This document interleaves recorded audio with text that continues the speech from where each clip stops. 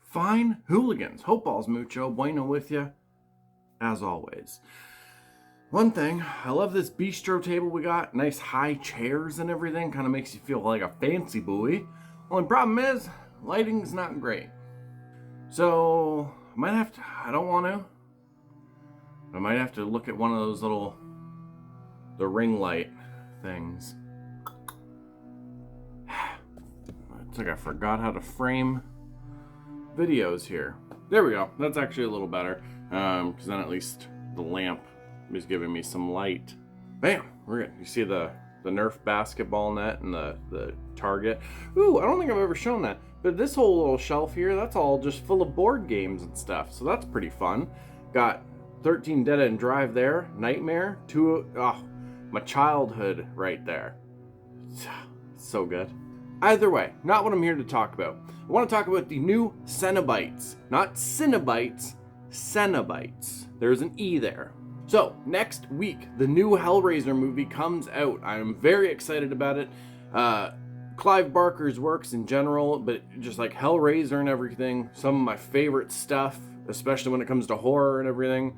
I have Hellbound Heart, the book that like the first Hellraiser movie comes from, the Scarlet Gospels, and I even have the Hellraiser The Toll, which is the third book that came out in that little series.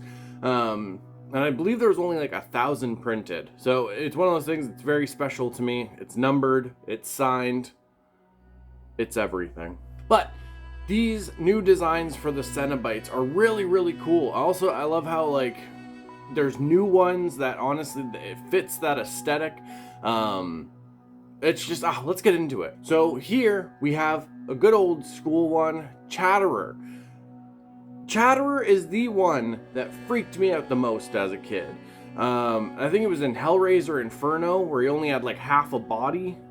One thing I really like about these Cenobites, and I'm going to kind of probably talk about it on all of them, is the fact that they're not wearing like the leather suits and everything, which I still enjoy. But this new design, I love how like their suits in a way is literally made of flesh. Like it has been carved and pinned in certain ways for it to make its own suit and everything. Really, really enjoy it. And I like the fact that we still have the Chatterer in this new Hellraiser movie. This gentleman here, or gentlewoman, or they, I don't know. Either way, the Mask is apparently this one's name. I really like the face being like pulled and stretched and kind of like, I don't know if it's going to be hooks holding it or whatever. It's really cool. Honestly, it reminds me of the end of Hellraiser, where I'm just so excited. His name is escaping me right now. But Kirsty's dad, who's sort of possessed more so by Frank, when his face is getting pulled. Also, I think in the one thing it also reminds me of is in Boulet Brothers' Dragula on Shudder, if you haven't watched it. They did, I think it was season 2. Yeah, it was season 2. They did a Cenobites thing. And one of the drag queens actually had this kind of aesthetic with their face, and then they like pulled it down to reveal something else underneath. It was really, really cool. But yeah, new Cenobite looks really cool, and I'm here for it. And then we have this one. I'm not sure, like, I don't think a name has been put out for this one yet or anything.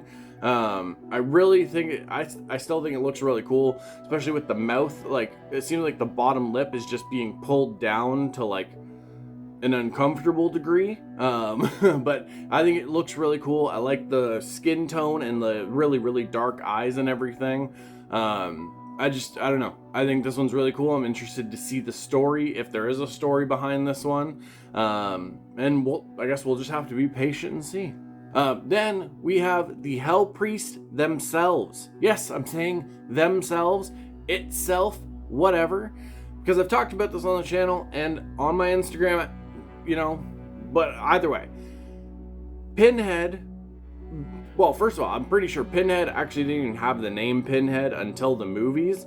But, like, the Hell Priest, Pinhead, whatever you'd like to call them, was never described in the book as specifically male gendered. Actually, it's referenced many times in the book as itself or it or whatever, because it is genderless. There is no specific gender to it or anything like that. And if you want to be like super technical, technically these aren't even human. These are demons. Angels to some, demons to others, as you know. But either way, these are all like demons. These are hell's creations and everything. So it's just, the movies had Douglas Bradley playing like Pinhead, and people immediately was like, Pinhead's a dude. What are you doing? Get over it. You know what I mean? Or, you know, just, you don't even have to read the book. Just do a quick Google search. Like, yeah. Either way, we have Jamie Clayton playing Pinhead, and oh my god, they look so beautiful. Like, I love, and this is something I picked up on in the early photos that when we were first seeing Pinhead. I loved how again, matching with the other Cenobites, you have this articulate design carved into the flesh, and it's not just scarification. We are seeing chunks of flesh and everything missing to like make the straps here. It looks like there's something like on the arms to almost like connect it to the torso or something.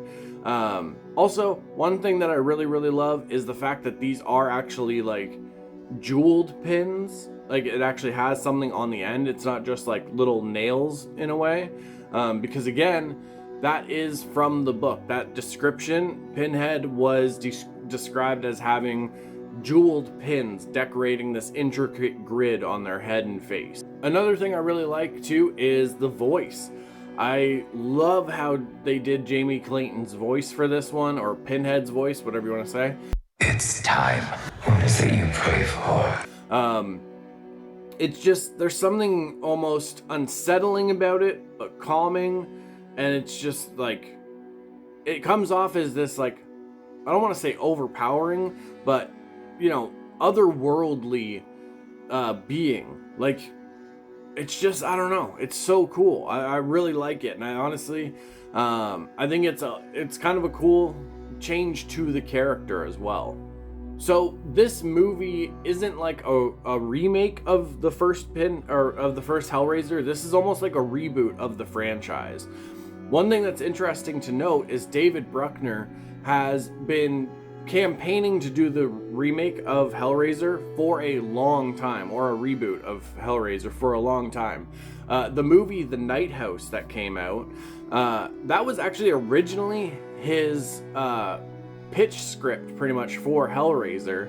The studio had informed him that they were already looking into kind of doing that, like remaking or rebooting the franchise. So they had to tweak some things in the script and story for which would eventually become The Night House. So David Bruckner is somebody who has wanted to do this for a long time and is finally getting that chance. David S. Goyer, who like look up the movies he's worked on.